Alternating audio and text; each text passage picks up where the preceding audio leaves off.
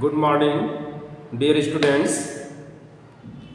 आज हम हिंदी व्याकरण के अंतर्गत पाठ 17 विराम चिन्ह के बारे में जानेंगे। तो आइए हम जानते हैं विराम चिन्ह के बारे में। विराम का अर्थ होता है रुकना या विश्राम लेना। बोलते समय बीच बीच में अपनी बात पर बल देने के लिए या समझाने के लिए थोड़ी देर रुका जाता है। यही रुकने की क्रिया को ही विराम चिन्ह कहते हैं। विराम चिन्हों के प्रयोग से भाषा में स्पष्टता आती है तथा सौंदर्य में वृद्धि होती है। अलग अलग विराम चिन्हों के प्रयोग से एक वाक्य के अनेक अर्थ हो सकते हैं। देखते हैं कि कैसे वाक्य एक ही रहता है लेकिन विराम चिन्हों के प्रयोग से उसके अर्थ में परिवर्तन हो जाता है। पहला इसमें है विक्रम दिल्ली जाएगा। ये सामान्य सूचना है, लास्ट में पूर्ण विराम लगा हुआ है। दूसरा प्रश्नवाचक के रूप में इसमें देखते हैं विक्रम दिल्ली जाएगा, क्वेश्चन मार्क लगा हुआ है। तो इसमें ये जो है इस पंक्ति से आभास हो रहा है तो क्या विक्रम दिल्ली जाएगा।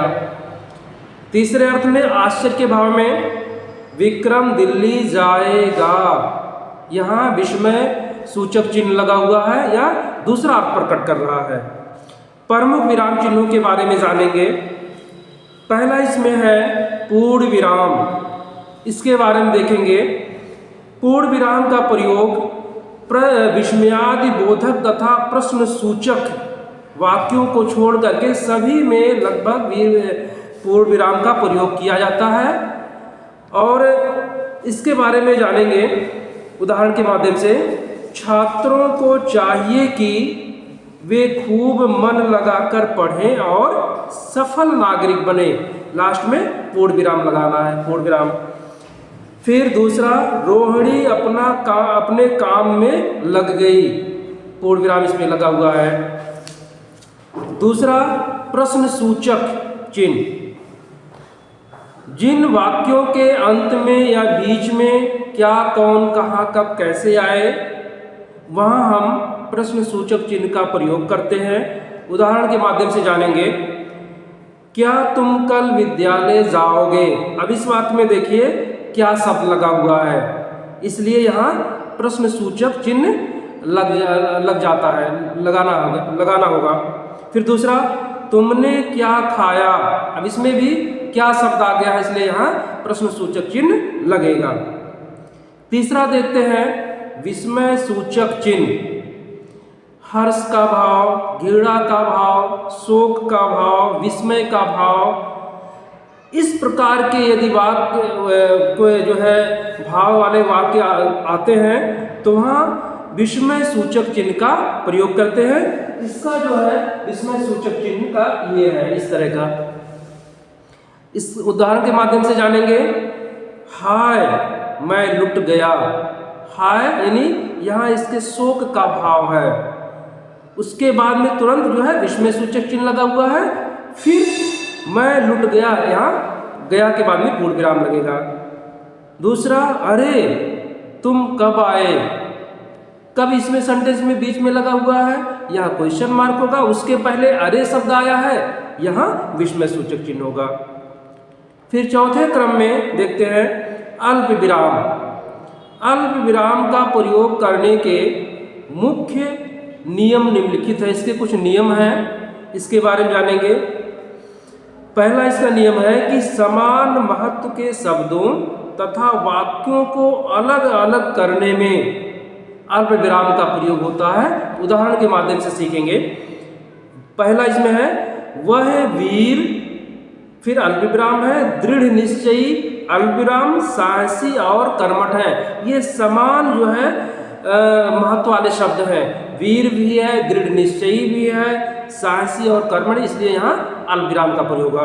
दूसरा इसका उदाहरण, वन हमें लकड़ी प्रदान करते हैं, मिट्टी के कटाव को रोकते हैं तथा वर्षा में सहायक होते हैं। ये समान महत्व वाले कार्य हैं, इसलिए यहाँ अल्प विराम का प्रयोग हुआ है।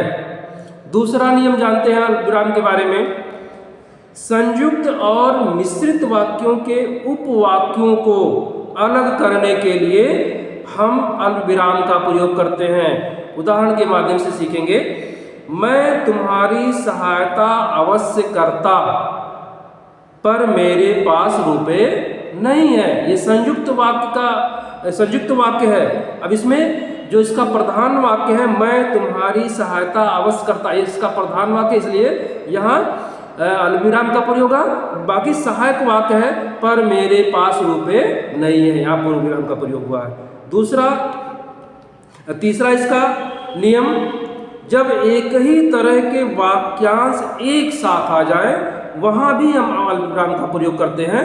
जैसे कि उदाहरण है, दूध पीकर, दादी से कहानी सुनकर, बच्चा सो गया। अब आते हैं पांचवें क्रम में, अर्धविराम का प्रयोग। जहाँ अल्प विराम की अपेक्षा कुछ ज़्यादा देर रुकना पड़ता है वहाँ अर्धविराम का प्रयोग किया जाता है। जैसे परिश्रम ही जीवन है, आलस्य मृत्यु है, यहाँ अर्धविराम का प्रयोग हुआ है। इसी तरह से उपविराम, जहाँ किसी बात को अलग करके दिखाना हो वहाँ उपविराम का प्रयोग किया जाता है। जैसे विज्ञान वरदान या अभिशाप है, यहाँ क्या है, बात को अलग करके दिखाया गया कि विज्ञान वरदान है या अभिशाप है, इसके पहले हम उपविराम का प्रयोग करते हैं। फिर इसी तरह से निर्देशक चिन्ह है, इसके बारे में जानेंगे। यदि किसी बात का उदाहरण आगे दिया जाना हो तो निर्देशक चिन्ह का प्रयोग किया जाता है। जैसे कविता ने कहा मैं बीमार हूँ। अब देखो इसमें कहा के जस्ट बाद निर्देशक चिन्ह का प्रयोग हुआ है, यानी उदाहरण के माध्यम से यहाँ उदाहरण दिया जा रहा है। फिर दूसरा राम, फिर उसके बाद में तुरंत जो है इसमें निर्देशक चिन्ह है, तुमने मेरी नई घड़ी देखी है। इसी तरह से आठवें क्रम में हम देखेंगे विवरण चिन्ह। जब किसी बात का विवरण, उत्तर या उदाहरण अगली पंक्ति में देना हो, दूसरी पंक्ति में देना हो, तो वहाँ विवरण चिन्ह का प्रयोग किया जाता है। जैसे वनों के लाभ निम्नलिखित हैं, यहाँ विवरण दिया जा रहा है कि वनों के क्या क्या लाभ हैं। जब इस तरह के वाक्य आए तो वहाँ हम है के बाद जस्ट बाद जो है हम विवरण का चिन्ह लगाते हैं, और विवरण का चिन्ह इस प्रकार है या इस तरह। फिर इसके बाद में योजक चिन्ह। यह चिन्ह समानार्थक या विपरीतार्थक शब्द युग्मों के बीच में प्रयोग किया जाता है। जैसे दिन रात। अब यहाँ देखेंगे दिन और रात एक दूसरे के विपरीतार्थक शब्द हैं, यहाँ बीच में योजक चिन्ह का प्रयोग हुआ है। इसी तरह से भूखा प्यासा। अब इसमें भी भूखा और प्यासा के बीच में जो है योजक चिन्ह है, क्योंकि जो है ये जो है एक दूसरे के विपरीतार्थक शब्द है। फिर आगे देखते हैं लाघव चिन्ह, यानी लाघव चिन्ह का तात्पर्य बड़े शब्दों को बहुत छोटे में लिखना, अर्थात वहाँ ये लाघव चिन्ह लग जाता है तो उसके आगे हम जान जाते हैं कि ये शब्द होगा। जैसे शब्दों को संक्षिप्त रूप में लिखने के लिए इस चिन्ह का प्रयोग, छोटे रूप में लिखने के लिए। जैसे डॉक्टर। अब डॉक्टर में डापर आ की मात्रा, ऊपर चंद्र, आधा का टारा, इस तरह लिखते हैं, लेकिन इसको संक्षिप्त में लिखने के लिए डापर आ की मात्रा, ऊपर चंद्र, फिर उसके बाद में लाघव चिन्ह लगा देते हैं, वो डॉक्टर माना जाता है। फिर इसी तरह से ईस्वी, ईस्वी पूरा ना लिख करके बड़ी लिखने के बाद में लाघव चिन्ह लगा देते हैं। इसी तरह से कृपया पृष्ठ उलटिए, ये पूरा ना लिख करके संक्षेप में लिखते हैं क्री, फिर उसके बाद में हो जाएगा लाघव चिन्ह, फिर उसके बाद प्री, यानी पृष्ठ के लिए प्री लिखते हैं, फिर उसके बाद में लाघव चिन्ह, फिर उसके बाद में उ, फिर उसके बाद में लाघव चिन्ह लिखते हैं। इसी तरह CBSE, इसमें भी एक एक शब्द का पहला वर्ण लिखते हैं, उसके बाद में लाघव चिन्ह लगा देते हैं। 11वें नंबर पे जो है शब्द चिन्ह, इसके बारे में जानेंगे।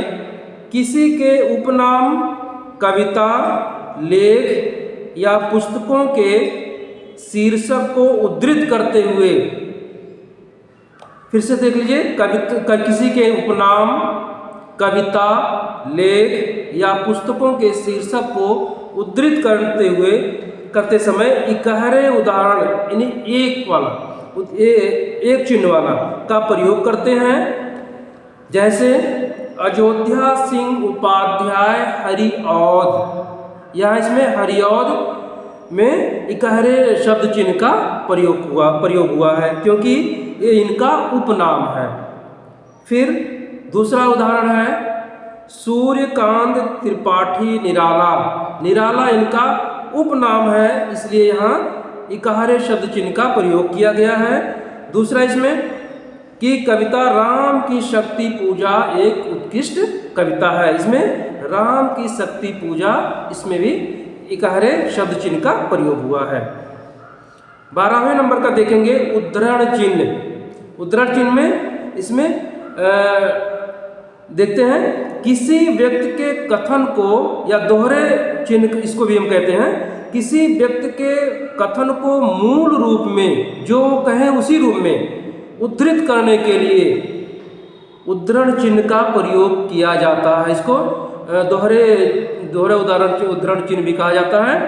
जैसे उदाहरण में गांधी जी ने कहा करो या मरो, यानी उनके मूल कथन को लिखा गया है, इसलिए यहाँ दोहरे उद्धरण चिन्ह का प्रयोग हुआ है। दूसरा इसमें है कोष्ठक।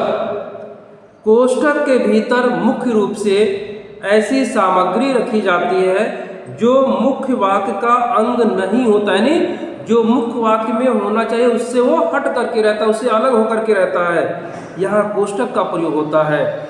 या किसी शब्द के अर्थ को स्पष्ट करने के लिए भी इसका प्रयोग किया जाता है। कोई शब्द यदि स्पष्ट करना होता है तो उसके लिए भी हम जो है कोष्ठक चिन्हों का प्रयोग करते हैं। जैसे संज्ञा के 3 भेदों, जातिवाचक, व्यक्तिवाचक, भाववाचक के विषय में आप पढ़ चुके होंगे। इस संज्ञा के 3 भेद होते, इसको स्पष्ट करने के लिए इसमें किया गया है कोष्ठक का प्रयोग। फिर वह प्रियम्बदा है, प्रियम्बदा को स्पष्ट करने के लिए, यानी प्रियम्बदा का अर्थ होता है प्रिय बोलने वाली स्त्री, इसके लिए कोष्ठक का प्रयोग हुआ है। प्रिय विद्यार्थियों, आज की कक्षा हम समाप्त करते हैं। धन्यवाद।